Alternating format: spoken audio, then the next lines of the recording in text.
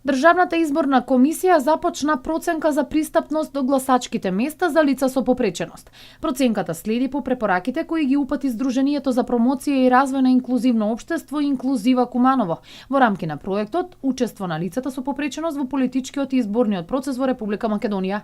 Тимови од Државна изборна комисија, Инклузива и останати надлежни институции и невладини организации на терен го преиспитуваат пристапот до местата каде се гласа. Во моментот се прави проценка во цела Република Македонија за пристапност до гласачките места, односно се преиспитува пристапот, тротоарите, улиците, пристапот до објектите и внатрешноста на објектите.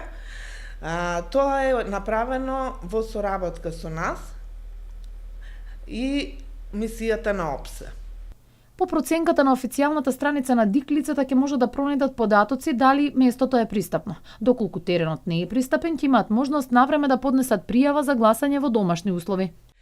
Откако ќе се направи проценката, на страницата на ДИК, која се адаптира во моментот за да биде разбирлива за лица со попреченост, во делот каде што се проверува избирачкиот список, лицето ќе може да ги пронајде и податоците дали тоа гласачко место е пристапно.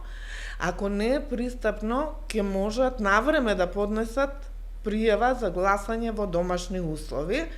Тоа е делот кој го баравме постојано, бидејќи знаеме сите дека објектите во кои се гласа во најголем дел се непристапни. Според истражувањето спроведено во североисточниот регион, дури 63% од гласачките места се непристапни, додека во двата региони заедно со Полошкиот 57%.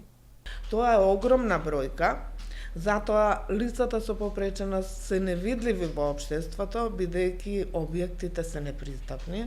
Се гласа во образовни институции, но и во други, каде што понатаму овие препораки и оваа проценка ќе допринесат многу повеќе права на лица со попреченост да се остварат. На претходните избори било утврдено дека висината на параванот е мала и се губи тајноста на гласањето. Од Инклузива апелира и до политичките партии во своите редови да ги вклучат лицата со попреченост, бидејќи досегашните истражувања покажале дека од осамостојувањето на Република Македонија не се случило вакво лице да стане советник или пратеник, иако истите имаат голем интелектуален капацитет.